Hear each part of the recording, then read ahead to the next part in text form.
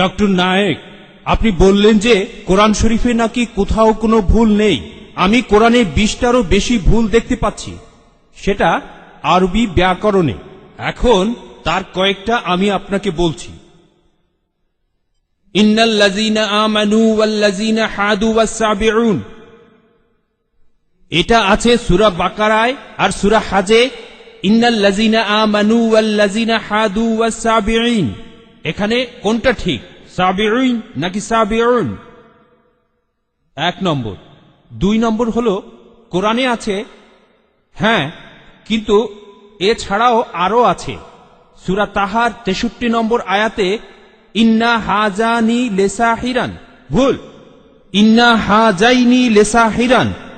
এটার কি ব্যাখ্যা দেবেন? এছাড়াও আমি আরো অনেক ভুলের কথা জানি। এক্সকিউজ মি, আমরা শুধু প্রথম প্রশ্নটা গ্রহণ করব, সময়ের অভাবে দ্বিতীয় প্রশ্নটা গ্রহণ করতে ঠিক পারছি না। আছে, ঠিক আছে। ভাই, আপনি খুব সুন্দর একটা প্রশ্ন করেছেন। আমি আরেকটু সহযোগিতা করতে চাই যে হ্যাঁ, আপনি সবগুলো ব্যাকরণগত ভুলের কথাই বলেন। আর আপনার হাতের বইটা লিখেছেন আব্দুল ফাদি। আব্দুল ফাদি, ঠিক? ইজ দ্য কোরআন ইনফেলেবল? আমিও দেখতে পাচ্ছি, হ্যাঁ, আলহামদুলিল্লাহ, আমি ভালোই দেখতে পাই।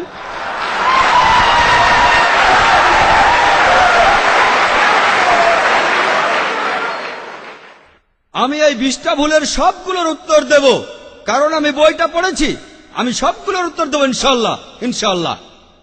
1 নম্বর পয়েন্ট ভাই, 1 নম্বর পয়েন্ট, এখানে 1 নম্বর পয়েন্ট হলো যে আরবির সব ব্যাকরণ এসেছে কোরআন থেকে। কোরআন হলো সর্বোচ্চ আরবি বই, যে বইটাতে সবচেয়ে উঁচু মানের সাহিত্য আছে। আরবি ভাষার সব ব্যাকরণ এসেছে কোরআন থেকেই। কোরআন হলো ব্যাকরণের মূল গ্রন্থ, আর কোরআন যেহেতু ব্যাকরণের মূল গ্রন্থ এবং সব ব্যাকরণে এসেছে কোরআন থেকে, কোরআনে কোনো ভুল থাকতে পারে না। 1 নম্বর পয়েন্ট। 2 নম্বর পয়েন্ট, 2 নম্বর পয়েন্ট, 2 নম্বর পয়েন্ট। ব্যাপারটা এরকম যে আপনি একটা রুলার নিলেন, আর সেই রুলারের গায়ে দাগ কাটা আছে, তারপর বললেন যে মাপটা ভুল হয়েছে। এটা বেশ অযৌক্তিক। 2 নম্বর পয়েন্ট, আরবে বিভিন্ন আলাদা আলাদা গোত্রে, আপনি যদি আরবি জানেন, আর ডক্টর উইলিয়াম ক্যাম্বেল আমার সাথে একমত হবেন যে আরবের গোত্রগুলোর মধ্যে ব্যাকরণ মাঝে মধ্যে বদলে যায়। কিছু কিছু আরবীয় গোত্রে যে শব্দটা স্ত্রীবাচক, অন্য আরেক গোত্রে সেটাই পুরুষবাচক।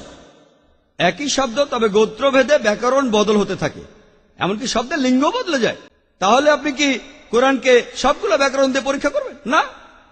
আর এছাড়াও কোরআনের ভাষা এত উঁচু মানের, এতই উঁচু মানের, এর কাছাকাছি কোনো সাহিত্য নেই। আর কোরআনের বিরুদ্ধে অনেক বই আছে, ইন্টারনেটে গেলে দেখবেন 12টা ব্যাকরণের ভুল, 21টা ব্যাকরণের ভুল, আব্দুল ফাদি 20টা ব্যাকরণের ভুল।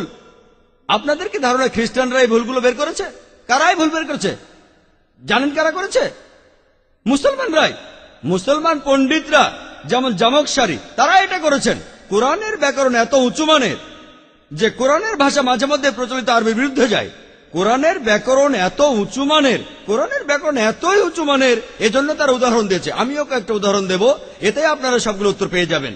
তারা উদাহরণ দিয়েছে যে কোরআনে লেখা আছে লূত আলাইহিস সালামের গোত্রের লোকজন তারা সকল নবীকে ত্যাগ করেছে। বলা আছে সব নবীকে তারা বর্জন করেছে। ডক্টর উইলিয়াম ক্যাম্বেল বললেন যে নূহ নবীর গোত্রের লোকজন তারা নবীদের ত্যাগ করেছে। আমরা ইতিহাস থেকে জানি যে মাত্র একজন নবীকে তাদের কাছে পাঠানো হয়েছিল। তাহলে এখানেও ব্যাকরণের ভুল আছে। কোরআনে বলা উচিত ছিল একজন নবীর কথা, বহুবচন না। আর আমি একমত, আর আমার আপনার মতো লোকের কাছে মনে হবে এটা ব্যাকরণের ভুল। কিন্তু যদি আপনারা আরবদের লেখা বইগুলো পড়ে থাকেন, কোরআনের আসল সৌন্দর্য কি? সৌন্দর্যটা হলো কোরআনে কেন একজন নবীর কথা না বলে নবীদের কথা বলা হয়েছে। আপনারা জানেন কেন?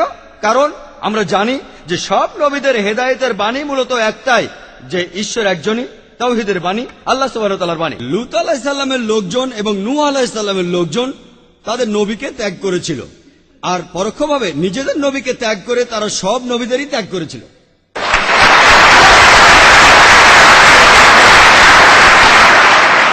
সৌন্দর্যটা দেখেন, ভাষার অলংকার দেখেন, আলহামদুলিল্লাহ।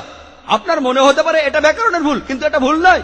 একইভাবে নূর সারওয়ার নামে একজন বলেছেন যে কোরআন বলছে কুনফা ইয়া কুন, হ বললে হয়ে যায়।